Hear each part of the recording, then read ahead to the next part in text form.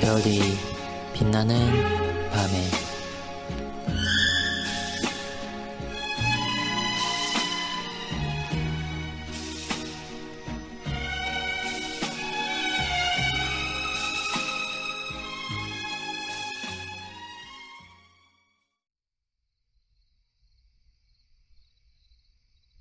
구신문은 234일차를 참고해 주시기 바랍니다.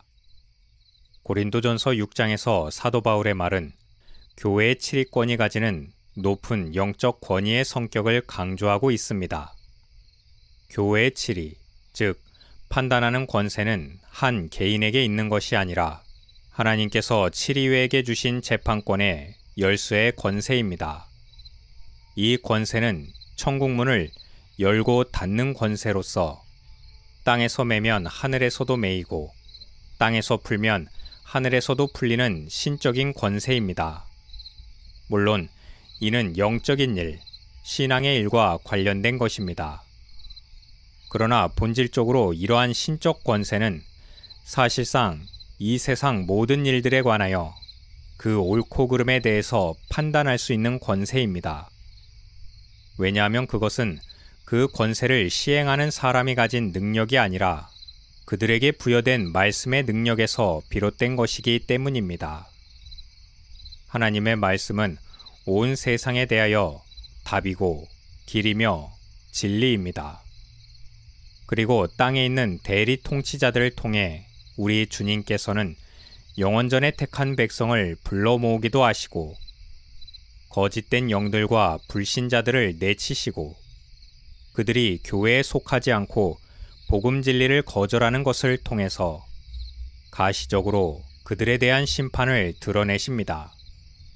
그러나 앞서 성도들이 얻은 인정과 면제가 그러하듯이 심판에 관해서도 역시 마지막 날에 그리스도 앞에서 확연히 드러나게 될 것이고 이때 성도들은 이 땅에서 줄곧 진리의 표준으로 살아왔던 만큼 같은 진리로서 세상을 심판하시는 그리스도의 심판하시는 사역에 동참하는 성격을 가진다는 뜻입니다. 이것은 오늘날 우리들이 복음의 말씀을 온전히 순종하며 살아가는 일이 생명의 복음을 전함과 동시에 세상을 향해 심판을 선고하는 사역을 내포하고 있다는 점에서 우리 자신도 노아처럼 세상을 정죄하는 사역을 하고 있는 셈입니다. 마지막으로 구신문은 영화롭게 된 성도들이 영원전에 예비된 하나님의 나라, 즉 천국에 들어가서 모든 죄와 불행에서 벗어나 말할 수 없는 즐거움을 누리고 완전히 거룩해지고 완전한 복에 참여하게 되어 삼위일체 하나님과 직접 대면하는 큰 기쁨을 누리며 영원히 살게 될 것이라고 정의했습니다. 사도는 이 나라가 손으로 만들지 않은 영원한 집이라고 말했습니다.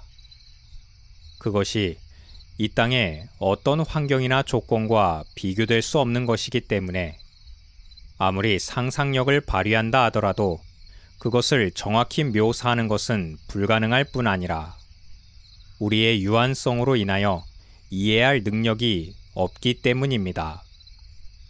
다만 아담의 죄로 말미암아 세상에 들어온 죽음과 모든 비참한 고통에서 영원히 자유롭게 될 것인데 이러한 자유함이란 죄 짓기 전 무죄한 아담의 상태, 즉 죄가 없으나 죄 지을 가능성조차도 없지는 않은 상태와 다르게 무죄하다고 선고를 받았을 뿐만 아니라 죄 짓는 것이 불가능한 상태가 되는 자유함입니다.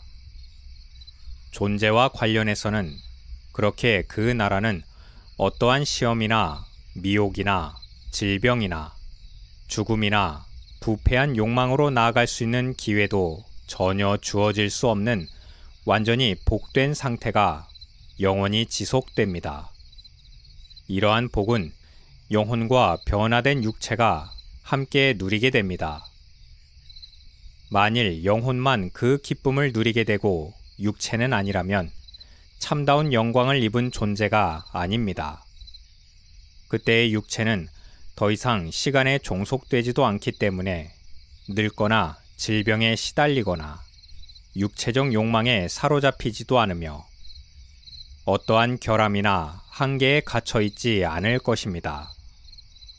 그리고 하나님과 더불어 그를 직접 대면하기 때문에 창조된 인간에게 부여하셨던 모든 은사들, 예컨대 감정과 이성과 같은 오성과 지각하는 기능들이 최대한의 능력을 발휘하고 최선의 것을 누리게 될 것이기 때문에 우리의 전 인격은 최고성과 최고의 복된 것을 향한 삶에서 벗어날 수 없게 될 것입니다. 그 외의 것들에 대해서는 어떠한 것도 시도하거나 선택하거나 행하지도 않게 될 것입니다. 그러므로 이 땅에서 같은 목적으로 주어졌던 육체가 마지막 날에는 온전히 그 목적을 성취하게 될 것입니다. 고린도전서 6장 19절에서는 너희 몸은 성령의 전인 줄 알지 못하느냐?